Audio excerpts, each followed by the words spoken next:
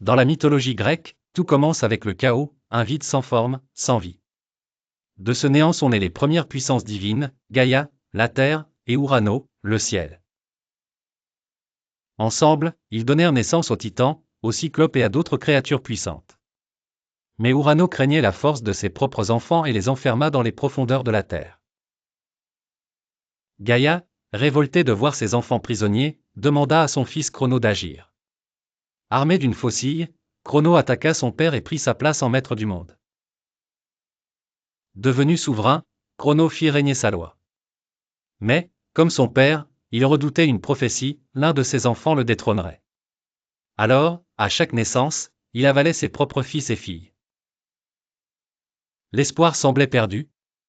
Jusqu'au jour où Rhea, son épouse, décida de sauver son dernier enfant, Zeus.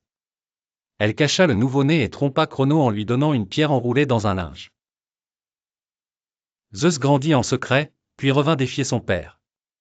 Avec l'aide de Métis, il fit boire à Crono une potion magique qui le força à recracher ses enfants avalés, Hestia, Déméter, Héra, Hadès et Poséidon. Ensemble, ils menèrent une guerre terrible contre Crono et les titans, c'est la titanomachie.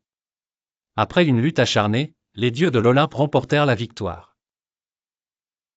Zeus devint le roi des dieux, maître du ciel et de la foudre, tandis que ses frères Hadès et Poséidon régnèrent sur les enfers et les mers.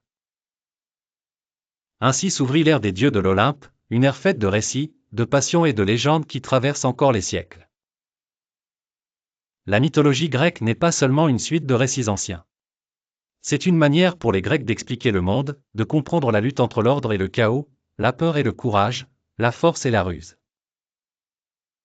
Et toi, si tu avais vécu dans la Grèce antique, tu aurais voulu être un titan, immense et redoutable, ou un dieu de l'Olympe, puissant et immortel. Dis-le en commentaire, et abonne-toi pour d'autres récits incroyables de la mythologie.